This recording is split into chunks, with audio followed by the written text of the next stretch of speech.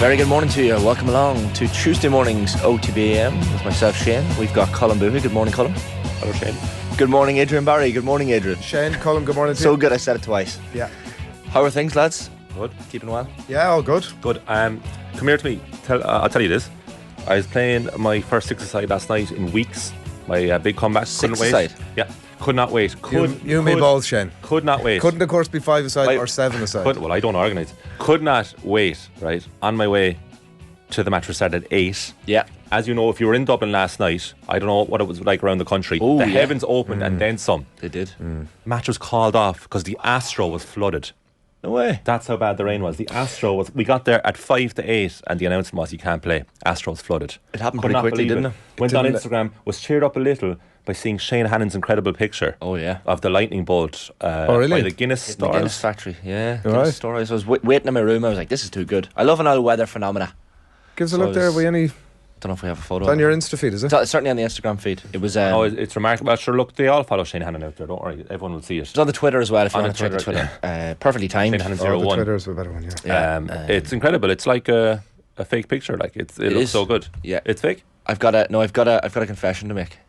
It's not yours. It is my photograph, but But it's not from that one. no, and it was yesterday while the thunderstorm was going on. But everyone was like to me, Shane, how did you get that photograph? You're an unbelievable photographer, blah, blah, blah. And I'm like, well, it's actually very easy. And I do this often when there's a You thunderstorm. videoed it. You take the video Yeah.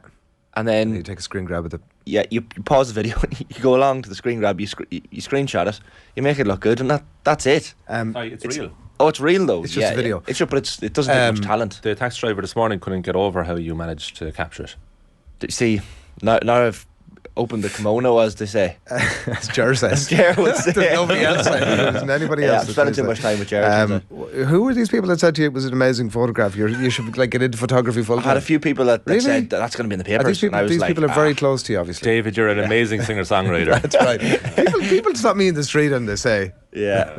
It was Jay, no, you're like, great. it was just because it was hitting the Guinness storehouse, and I thought, oh, this is it magic. actually wasn't hitting the storehouse, though, was it? No, it was obviously probably further somewhere beyond. yeah. But like, I mean, visuals. Sorry, Adrian, I you know? I mean, I didn't get much sleep last night, but I've already sounded like a I curmudgeon didn't either. here. So. I didn't Yeah. either. But can you credit that? Astro game called off, pitch flooded. Yeah, well, it fairly teamed down for about 20 minutes. I felt very sorry for the 7 to 8 crowd playing. They were like drowned rats coming off. Yeah. It came down big time over a short period of time. That's what you get. And also when the ground is wet, Yeah. the ground is really dry after a really warm day, it just sits on top, and that's what you get. It's only Shifty like- lads. Great thunder and lightning last night. It was fantastic. Great thunder. Well, there's the Thing. photograph. Oh, there's the photo. Look at it there. For now. anyone who- wow. Sideways as well. You could have straightened it up. I Shane. was panicking. Do you know, I was like, this is going to miss my chance here. Panicking. I You need to get out Other before the time crowd. could say don't know how long the thunder and lightning was going to be there, but it certainly grounded itself. It a was few places. very impressive. Yeah. You can never. Sometimes you can't tell if someone's bringing in the bins or if it's thunder.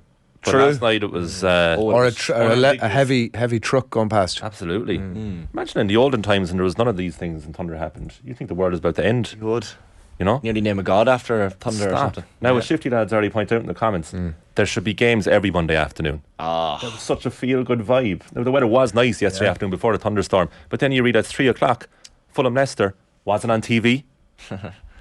yeah, it's true. Diego had it. Diego had it. Yeah. What a game! €12. 5-3. Crazy. 5-3. What lads? What games? Yeah. 3 games, 21 goals. Have a coronation every weekend. 100%. I think the record was 16 goals for a Premier League game week that had 3 matches. So like, they absolutely demolished that. 6, 7, and 8 goals scored between the 3 games. Ridiculous. Yeah. And also like that they weren't sort of dead rubbers that everybody was kind of just There was patting something along. for Like everyone. there was something for everybody, and you know, and then each one of them would win. Like Everton would win, and they must have been thinking, oh, we've got a march and everyone, this is Yeah. great. And then the other teams around them would win, but a good couple of days for themselves in West Ham. Jesus, yeah. If Everton stay up now, they're going to look back at that performance, not just the result, but the I think performance. they're going to stay up. You think so? I think that will be the game that they'll look back on being that was the start of their survival. It's hard to see. What points do you think is going to? What's the? They have. I think their last 2 games are fine. They way Manchester City at home next. So okay, don't expect anything Gone. from that. Yeah. Wolves away. Wolves on the proverbial beach. yeah. And Bournemouth at home. Also joining Wolves on the beach. Yeah, Yeah. For the great day out. That would be. Yeah, Bobby Dwyer pointing out it was up there with the Stevens Day 1963 results that they Remember 'em well. match of the day wheel out every now and again. And Evan Ferguson back in the bench. He got 45 minutes for Yeah. Brighton last night. That was every. I don't know if you're probably the same, but every Brighton game, I'm just. Oh, yeah. I'm Oh, looking totally. at Yeah. live score. Watch. What's the story? Is he? Yeah, excellent. Well, Let's see what Undav, happened. their third choice striker, started. Yeah. Ferguson came on, and Lovely left it foot probably strike. does. Yeah, it probably gets lost in the whole thing that he nearly scored. Yeah. Beautiful Couple move. of them. Dropped the shoulder just at the edge of the box. The one where his left foot at the edge of the box, and Jordan Pickford tipped it onto Great the crossbar. save. Yeah, that was a 3-0 down. And then McAllister hit the bar as well before Everton scored their fourth goal. Dwight McNeil.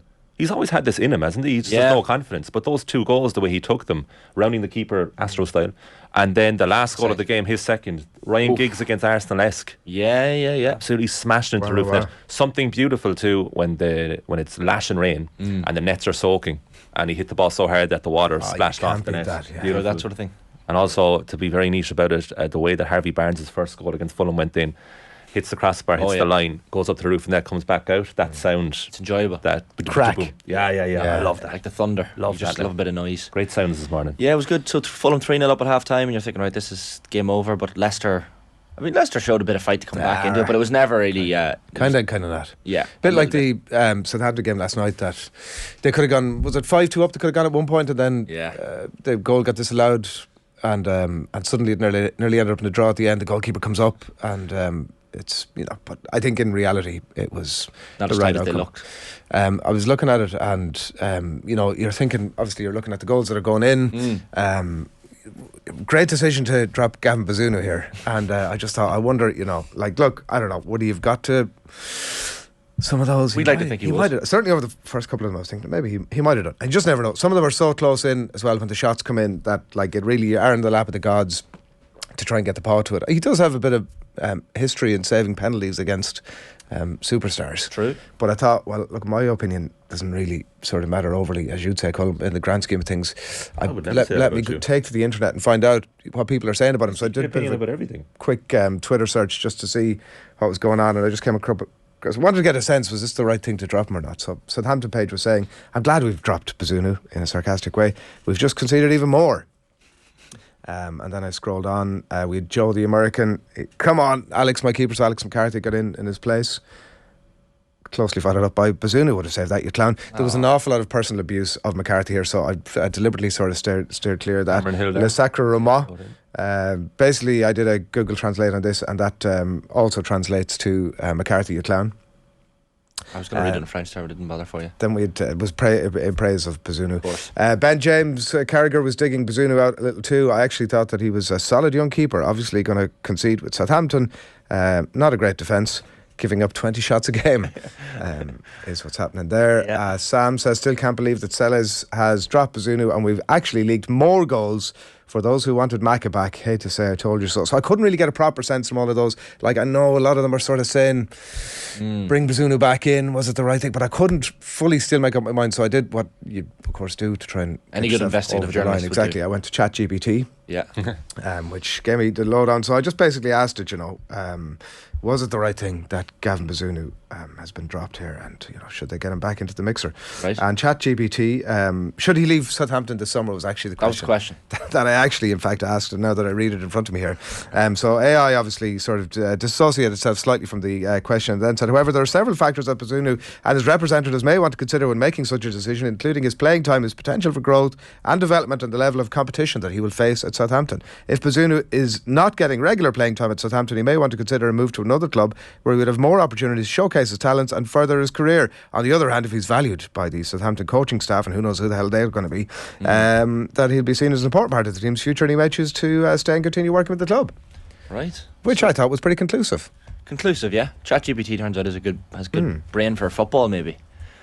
So They've danced to be around the honest, answer. I'm still sort of none the wiser. Would he be better off in the championship next season and rebuilding his confidence over the course of a career? Like, he's literally taken an absolute hammering over the last season in every regard, and it's a bit of a thankless task. So I don't know, would he be better off in the championship? Yeah, it's a good question. I envision him playing there next season. Championship? I think so. He's so young, lads. And, even younger for a goalkeeper, because they traditionally play longer than outfielders. Yeah. So he has such a long way to go. My worry about him is if Southampton don't get promoted next season and he plays, and say they finish mid-table or lower half of the table, doesn't have a particularly good season, then a Premier League club might not want him as much anymore, and then suddenly he's a recognised championship player rather than a promising Premier League goalkeeper. See, it's like I'd love Caoimhín Kelleher to be playing in the Championship next season because it means he's left Liverpool, he's getting regular game time, etc., etc. Why doesn't he play in the Championship? Caoimhín Kelleher. Well, there's chat about him going to Brentford. Could he not have a Premier League goal? Brentford would be a great move. I think with Bazunu, you want to be a brave club in the Premier League now. To take him on. He's just even the optics of it. He had a lot of good games initially for Southampton. That's why Alex McCarthy remained on the bench for most of the season. Like, he was good for a while. He's a very good goalkeeper. That will come back. It's just, I mean, when you're taking that kind of a hammering from a defensive point of view, they're a shambles looking at them last night. Oh yeah, defensively, absolute joke. They are, but in fairness, 3 of the 4 goals, I mean, the one was a penalty, and the other 3 from open play were brilliant. Like, they were exceptionally good team moves by Forrest. Great finishes as well. Oh my God, Morgan Gibbs-White's assist. Yeah. The subtle flick touch for Danilo to finish, who's really come into form at a crucial stage. He'll be one of their cult heroes, like Carlos Tevez, West Ham style. Oh yeah. If Forest stay up, Danilo's scoring loads lately.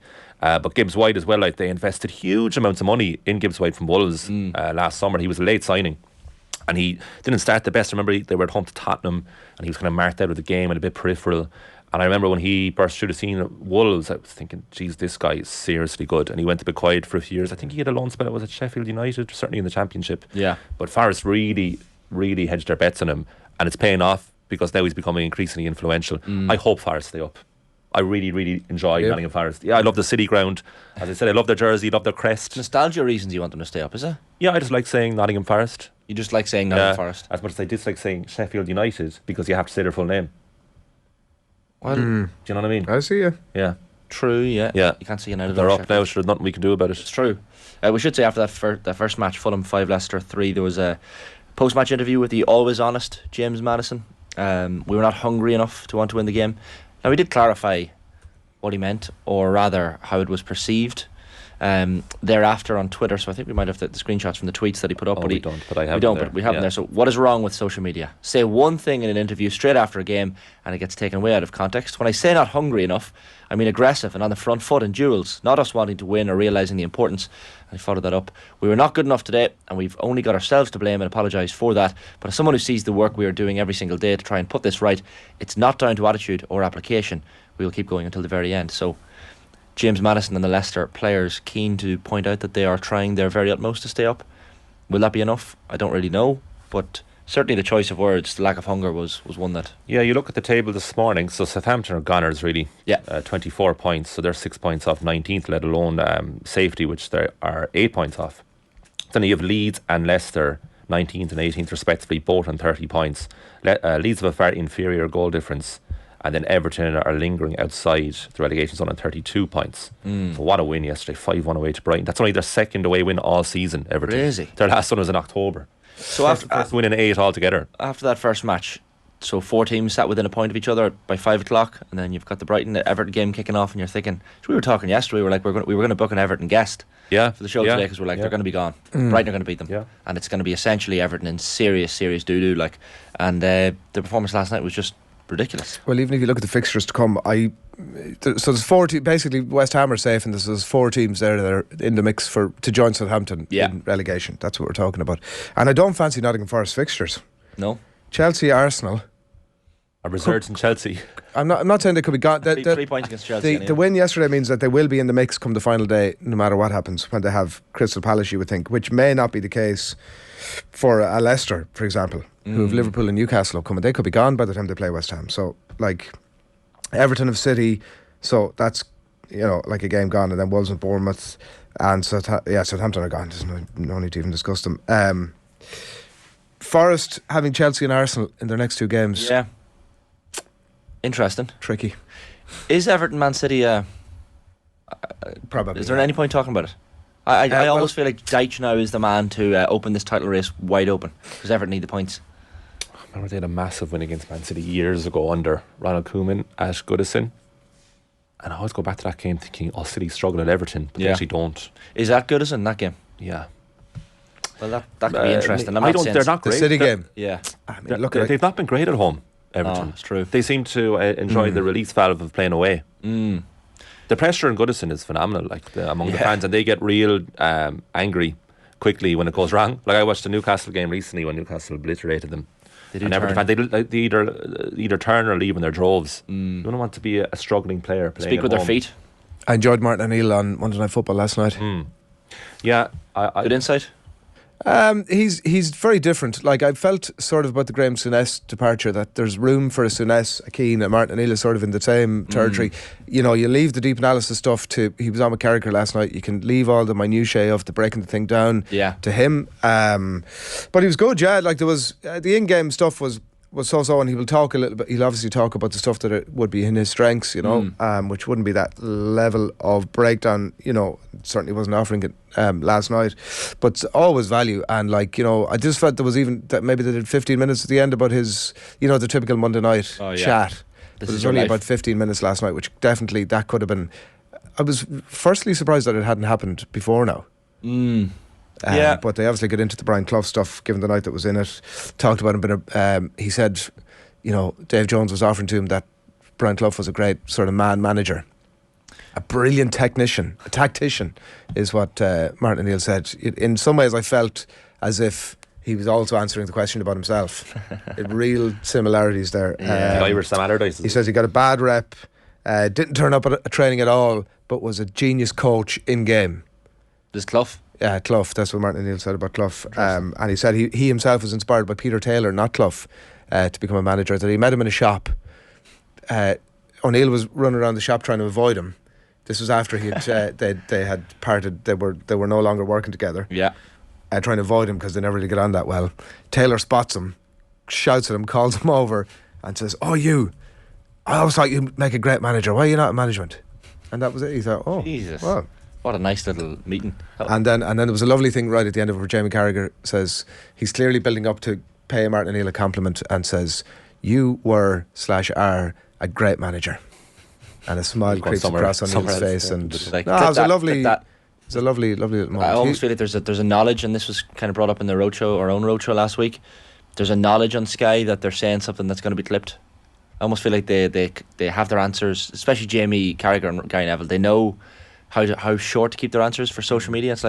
It's almost like they say something and they like look at the camera and like, there you go. Take that one. Clip that quick. Yeah. Throw it up, tag me. It was good. He said he misses the game desperately, he says at the end, and quite clearly wants back in. You could call it a hashtag come and get me play, maybe. Yeah, I think most of those Monday Night Footballs can be, but I thought he'd walk off into the sunset. Yeah, I suppose he feels like he's unfinished business because since the Aston Villa job, it hasn't really been great for him. Like he great spells at Ireland. He also looks very well for his age, doesn't he? Yeah, very well. Yeah. I was interested. I thought the Brian Clough stuff was most interesting. Obviously, we were talking pre-show, like, God, did they get into the Ireland stuff at all? But of course, there'd be no interest in Sky from that point of view. But you kind of want that little bit because you feel that away from the Irish media, he'd probably open up a bit more. He was always very defensive with us. He is.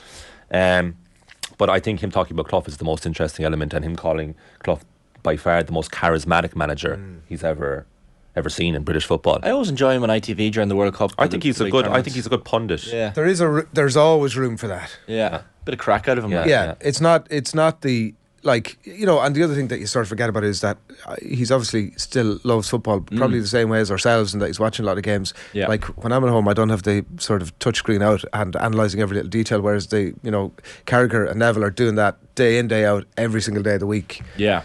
So it's difficult to get up to that level. Yeah. Muller Boy here is an Everton fan, and he's predicting a 2-2 draw at Goodison next time against Man City. Equally could be 22-2. And as our own Kathleen has said to us here, that I forgot about this, Everton drew 1-1 with Man City at the Etihad earlier on this season. Kathleen's dad is an Everton fan, reminder of it last night. It feels like one of those games that Everton could get something out of, based on the performance last night. I just can't see it. I just can't see it. It's just because City have the title to go for, so they're highly motivated. Yeah. And also they are the sort of team that, like, even though they've just been squeaked past Leeds the other day, like, City are the type of team that feel even if they're beating a team 2-1 or 1-0, that they'll just beat you by what they need to beat you by. They've got the Real Madrid games either side of that Everton game. This is you giving more hope to Everton fans? Yeah, they've got to concentrate in the Champions League as well. I know they want to win the treble, of course. City can also afford to switch in and out 4 or 5 players and still win comfortably. I've been tempted to be fooled by the 2-1.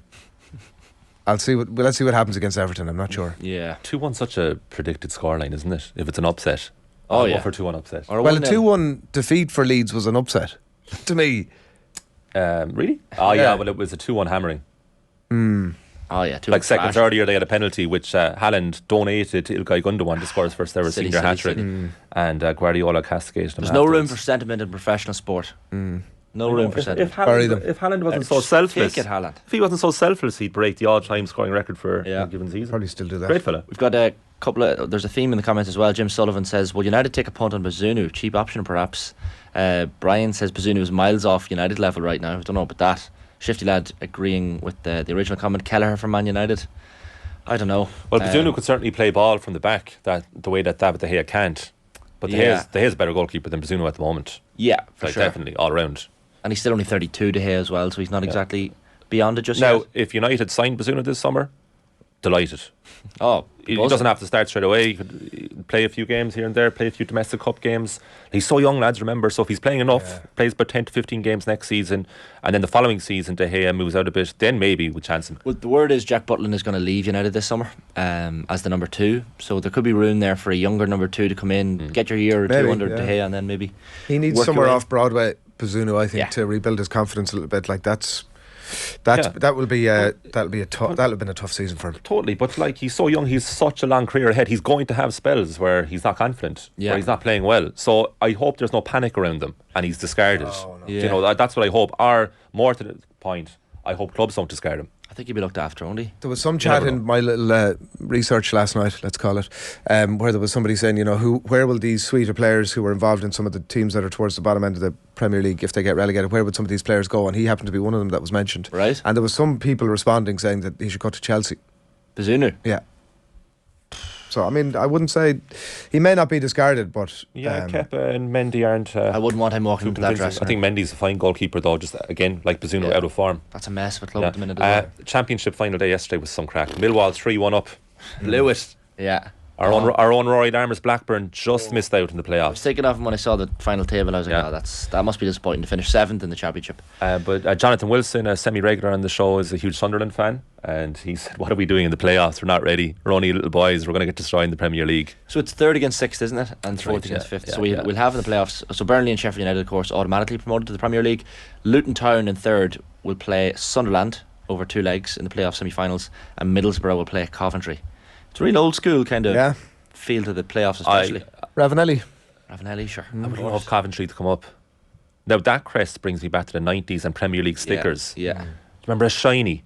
Remember if you got a shiny in a pack? Oh, do you know what I mean by this? I do, the shiny cards. Shinies are 10 a penny now. Oh, shinies were huge. And the Coventry crest in the shiny.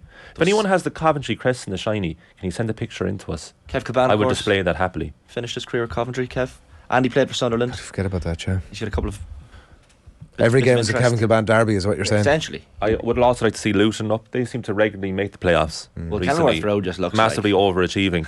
And Rory makes the point to Roy Darmy here in the comments. Luton, nice and handy name.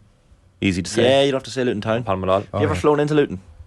No, but I know people who have. Luton, I'll tell you, is one of those. Jesus Christ. Luton is an easy name to say. This is what was just happening in the studio here. Yeah. And then I know people who've flown into Luton. So, that was to be fair, Luton. My point was Luton is one of the bleakest places I've been to in quite some time. You're always having a go at places in England. Wolverhampton was the last one. Apologies to anyone from Wolverhampton. I think it was just the place I stayed. You know, sometimes you stay in a bleak little. Did you fly in wintertime like? No, it was actually a couple of months ago. I suppose that was winter time. I think, is there some way when we're what time is it? This last couple of minutes has not been our highest not our point. finest. Put it into the Emeralds. Here's a stat that shocked me. Right, go on. Glenn Whelan has 91 caps for the Republic of Ireland. But I also was shocked that he was still playing ball. That's a stat though that I feel like everyone knows. No, I would have heard it. I would have heard it, but it's just it's shocking to me that he played that many games. But then I look back and Sir Giovanni Trapattoni loved him. He played every game of Euro 2012. He played 2 of the first 3 games of Euro 2016. Essential to a lot of Ireland's great moments, actually. He's highly thought of by teammates. I think he was much maligned unfairly by Irish fans. He was often the scapegoat for the lack of creativity, but he was always steady out, and actually steady is almost a bit of an insult as well, that word. Like, he's a good player. Like, he was good. I think I put him in the category of good. Good player, solid player. I put him above solid. He's a 91 capped international. Well, you're never going to say he was a great player, so let's just accept that. But you could say he was a great servant to Ireland. Brilliant. 91 caps. I wasn't so surprised. That's like a little. You're a great servant. You're not a great player. You're a great servant. No to the no better cause to serve your country. I imagine. That's true. Yeah, that's true. Now you might not be patriotic, but if you are, that could be one. I tell you who's patriotic is Declan Rice, because someone's commented into the comments. Brian says Everton need to play the national anthem before the game again Sunday. Give Dyche superpower. There's a patriotic You'd be up for man. that, Jen? Well, absolutely. If whatever floats Everton's boat, whatever floats Dyche's boat, Declan Rice was absolutely blaring out "God Save the King" before the West Ham United game. Why wouldn't he? Fair play to him. And tell you what, he was man of the match as well. So it obviously instilled something in him.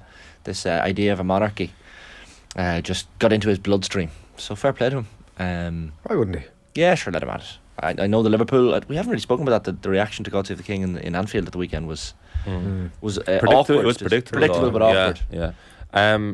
Good point here as well by Shane in the comments that Whelan should have got a testimonial for Ireland. His rocket against Buffon at Croke Park. Oh, and Mike probably sums him up, but he's a great professional. Did he ever really officially retire from Ireland though? I don't think so. I think he always can't really be given when out he was with Hearts. I remember he was the same as Paul McShane. He said, "I'm never gonna." But I didn't read it. I forgot that he was at Bristol Rovers for so long. 39 years old to finish up. He's going to be a coach. If he had said no, he was 42, 43, I would have said I believed you. Fair enough. He's going to be a first team coach there. Somebody says here, Michael, he was a great professional. I think that definitely is an insult. Did you just say that? Sorry, I thought I'd pushed over that. No, not an insult at all. I think that basically sums him up. I think that's it. Like, I think there's no sideswiping that at all. Like, I think that applied himself well, incredible. And like you said about obviously teammates and stuff like that, like it's not an insult to say that he made the most out of everything he had. Like people sometimes tend to read an awful lot into that, but I think that squeezed it all out. Yeah, 91 caps. Oof. Fair play to him. Congrats to Glenn Whelan on an extraordinary career. I would call it, certainly from an international perspective. 91 caps is quite an achievement, and certainly some good memories in an Irish jersey there. Ferguson, Alex Ferguson. Yeah, 10 years ago this week he announced he's retiring from football. This surprises me the most because I can't believe it's 10 years, although the other part of me is like, well, actually it does feel like 10 years. BBC Sport did a very good piece yesterday, the behind the scenes leading up to his announcement, and how a few people knew because they had to know. So he decided in December 2012 he was stepping away. So in the October his wife's sister passed away, and he took that as a sign, okay, need to spend more time with Cathy, and he had to let the club know by March that he wasn't renewing his contract or wasn't staying beyond that season. That was an existing deal. So they met David Gill, but little did he know that David Gill was about to tell him, oh, I'm leaving. So they were surprising each other.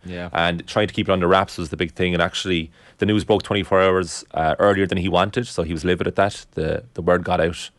The players kind of were laughing and joking with him, but the staff were taking it very seriously because they were so unsure of their futures. But I think what really resonates in the piece is just how much of a mess it was almost from day one when Fergie left, because there was the handover is exactly it. So he thought he was leaving the club in great shape, but they had no planning meeting that summer about what to do next. And they didn't appoint David Moyes officially until the 1st of July, so they didn't buy him out of his Everton contract.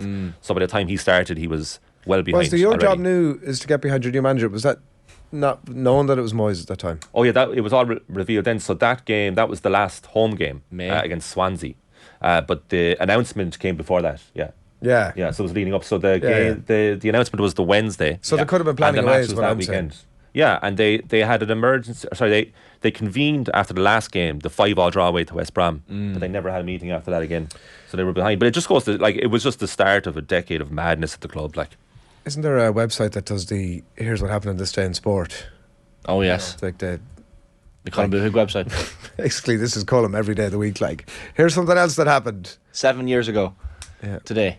No, it's a good one though. 7 years ago today. Yeah. I was in Old Trafford for Ferguson's 25th anniversary game against Sunderland. 1-0 win for United. Wes Brown scored an own goal for Sunderland, and that was the day that the Sir Alex Ferguson stand, as I call it, was named for him, and he was completely surprised, and literally was brought onto the pitch, I think, by David Gill, and turned around there, and they'd obviously kept this secret from him, and it was a nice little revelation for Alex Ferguson. But yeah, it seems, wasn't there a David Moyes interview done recently where he was like, I was just called and told, it was he did the diary of the CEO. That was it. That was the one. Yeah, very good. And he said he was out shopping with his wife in Manchester maybe or somewhere.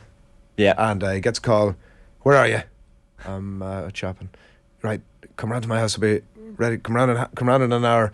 And then he's like, he's sort of saying to the wife, after getting called around to Alex Ferguson's house, You can't say no I to don't that. know. I don't know what. I don't know what he wants. Like, Yeah. so you'd actually no idea what the hell he was going out there for. Certainly did not expect clearly that he was going to be coronated. Here's the keys to Old Trafford.